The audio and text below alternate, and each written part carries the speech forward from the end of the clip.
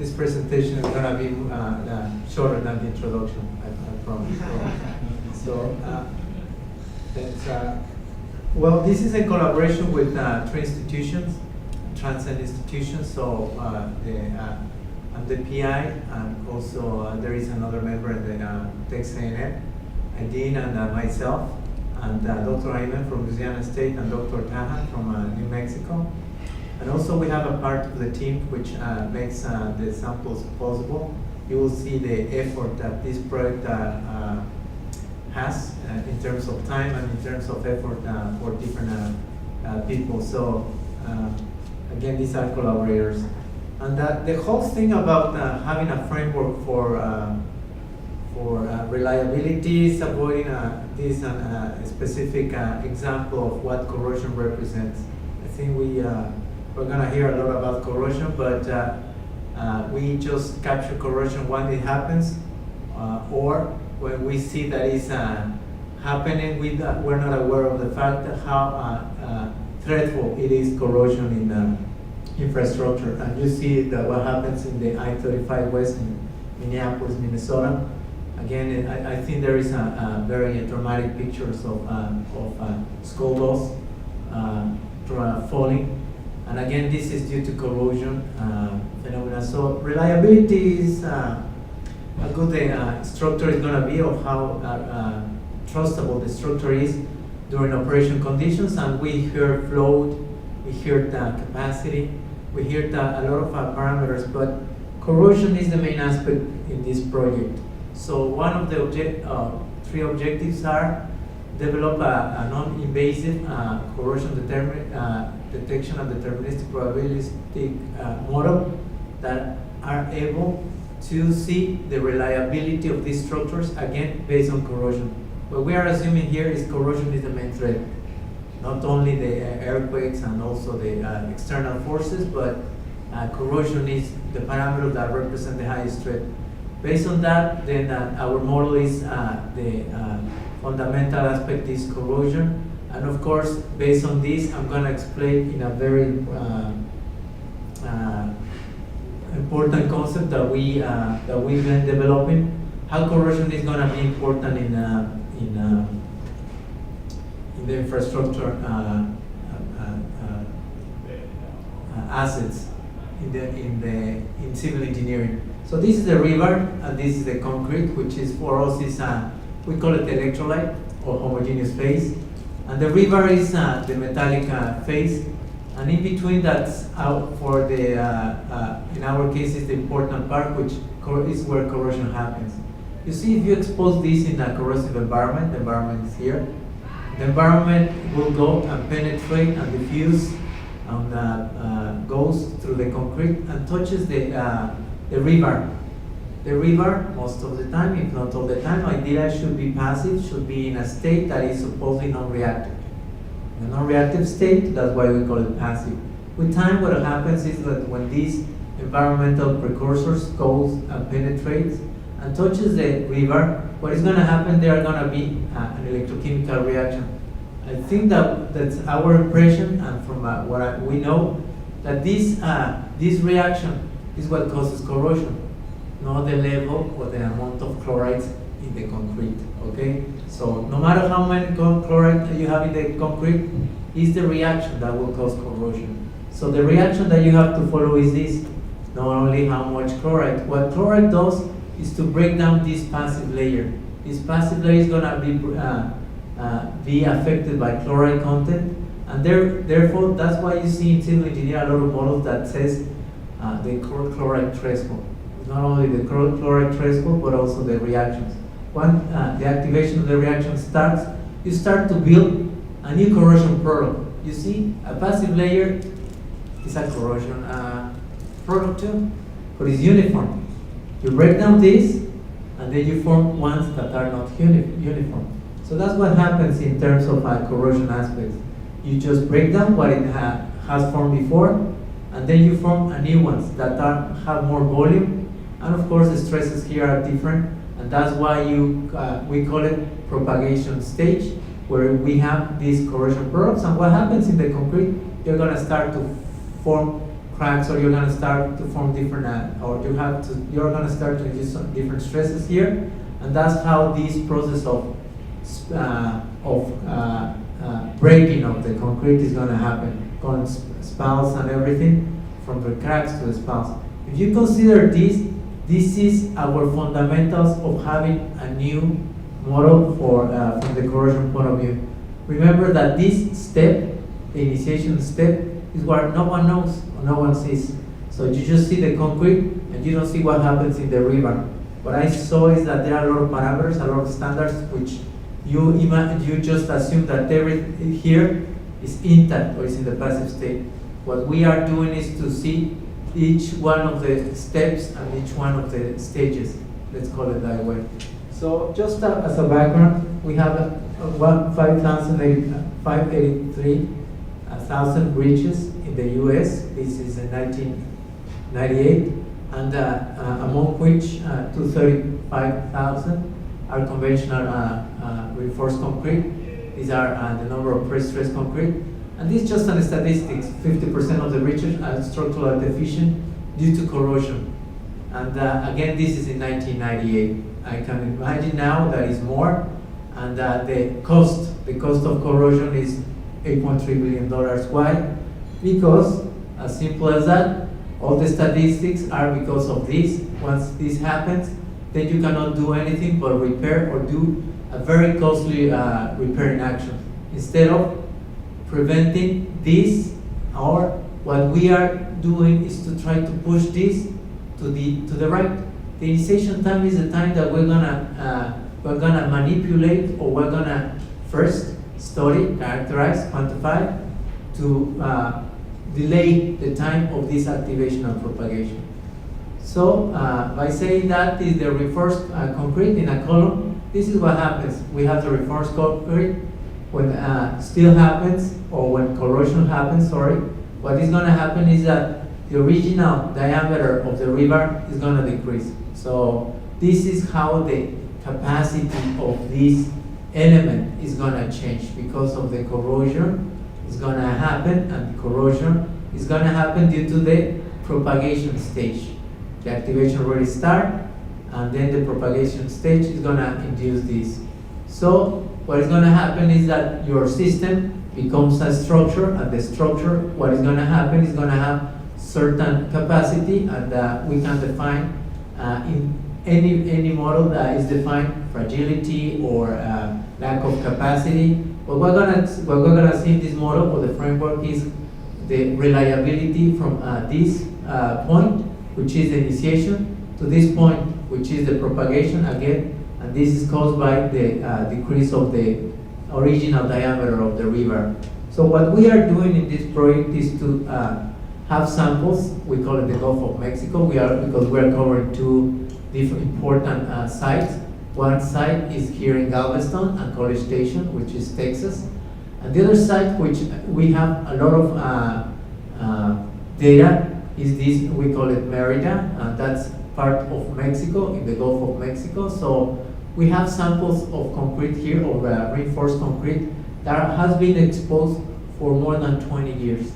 So some of the samples have been measured, some of the samples have been studied for 20 years, and we have access because I was part of the project 20 years ago that we exposed these samples. I think the novelty here is not only the fact that we use the famous standard, the potential standard. I think that you're familiar with the potential measurement standard, which is a thermodynamic point of view, which is just visibility. It's not a kinetic point of view, which is corrosion. You see how different it is? Thermodynamics, visibility, corrosion is kinetics. So what we use is techniques that give us kinetics, not thermodynamics. So we measure corrosion rates by using this technology, G-Core. We also use electrochemical methods, and we are now implementing reflectometry. So there are three technologies that we are using to measure corrosion at these two locations. So we have corrosion rates with time, and we have a good database that we can say that we have 5 years that we have reliable measurements. And these are the samples that we have in the field, distance to the shore. The offshore 1,500 meters, base of curing, water cement ratio. We did this just to induce corrosion. We know that we can go lower. The high quality concrete can be less than 0.45. But I think this water cement ratio can represent a lot of structures. Geometries, we have cylinders, prismatic, and we measure the environment parameters, temperature, HR, and chloride content in the atmosphere, and also we measure inside of the concrete. So we have that database. What we are doing is two different approaches. One is the probabilistic approach. I think that everybody knows this because I read many papers from civil engineering that you have the chloride content within the concrete and you end up having the error function. However, what we are doing in addition to this, and we are going to release a paper, is that based on also the mass transfer of the chloride within the concrete, we have this equation, which everybody knows is the Fick's law. But what we are doing is, again, having the electrochemical boundary condition. I call it the electrochemical boundary condition. And we solve this equation numerically, and we have this method which represents the diffusion coefficient and also the boundary conditions based on the fact that we have corrosion. And we can see different stages in corrosion with time and the accumulation of chlorides. Again, chlorides, I have to repeat it again, chlorides, it doesn't have anything in the electrochemical reaction. It promotes the depassivation, and therefore you have the electrochemical reaction. So chloride is an indirect measurement of corrosion, not a direct measurement. So based on this, what we did is just first is to do the probabilistic model that we developed, and this is from the field data, and you see that clearly we have different stages. So this is the chloride content, and this is the river position, this is the surface. So you see how the chloride goes from high to low, and then it starts to be low to high.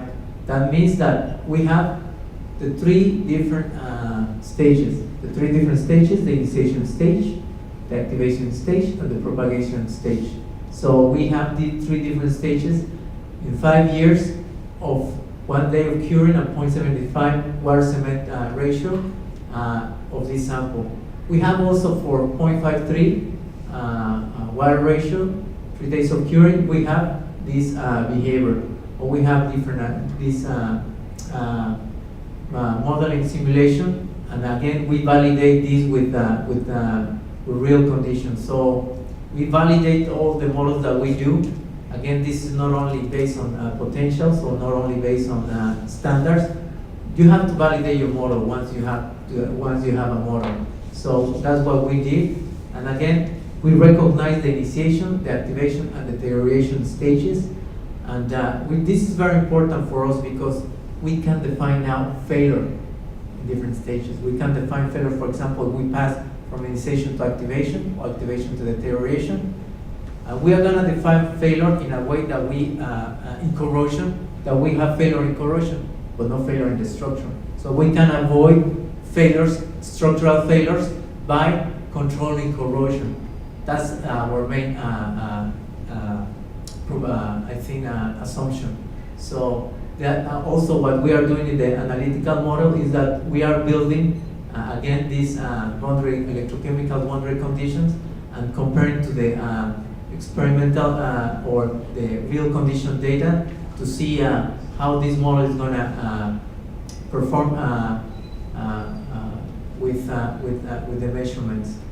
So based on this, what we are trying to do, again, these are the the three stages: initiation time, the activation, transition, and the propagation.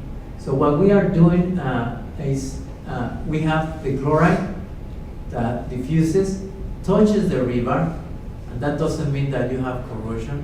You need to have corrosion once you have the corrosion reactions. It doesn't mean if you have a certain number of chlorides, you have corrosion. That's thermodynamically feasible, but not kinetically proved. Okay? So in terms of corrosion, doesn't mean how much chloride you have here, but once you have the corrosion reactions, Then you will start to form a different dissolution here in the river, and then the transition goes to propagation. Once you have corrosion, you just avoid this next step in corrosion. So you have the famous 1, 2, 3 stages. One is the initiation, second is the activation, and the third one is the propagation, which now we consider important in civil engineering because that will damage the structural integrity, or it's going to degrade the structural aspect of the whole of the element and the structure. So again, initial diameter, which is the initial stage, is going to have certain diameter, certain magnitude. Once we activate, then this diameter is going to start to change, and with propagation, this diameter is definitely going to change. But before this, there is no corrosion.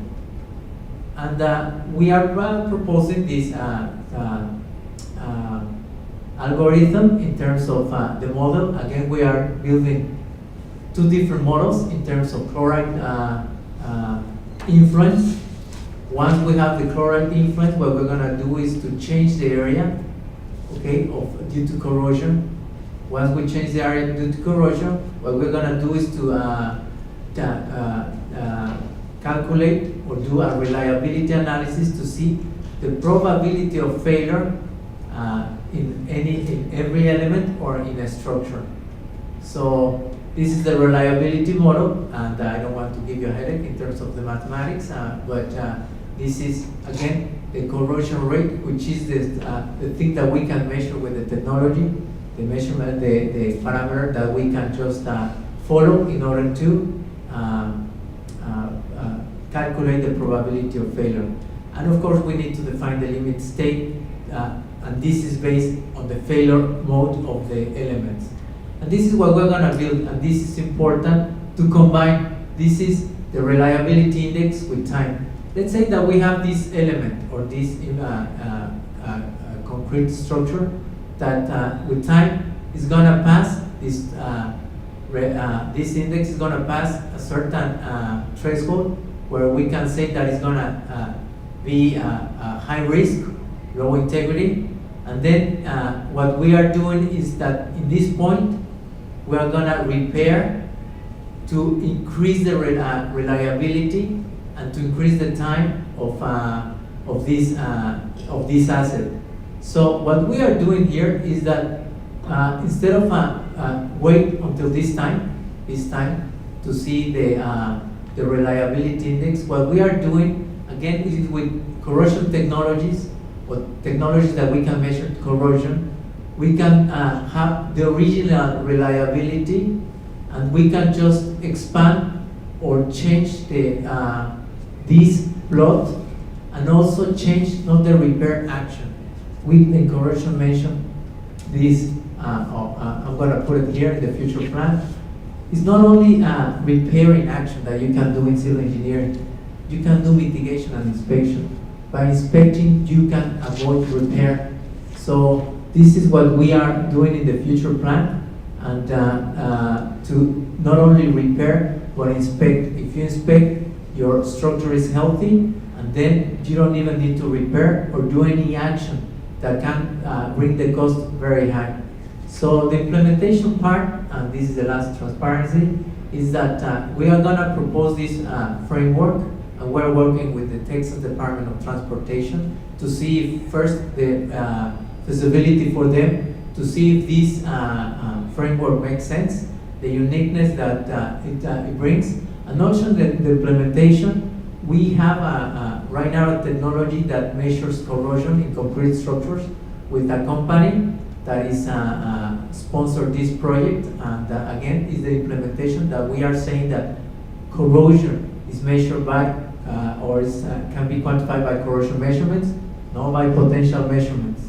And also, of course, the impact is that we are bringing students, undergrad students, and internships to Texas A&M in this topic, and also international collaboration that we would like also to do during this implementation. And again, the future plan, we call it corrosion management. This is the future plan that from the framework, going into the next step is to having these actions: repair, mitigation, and inspection.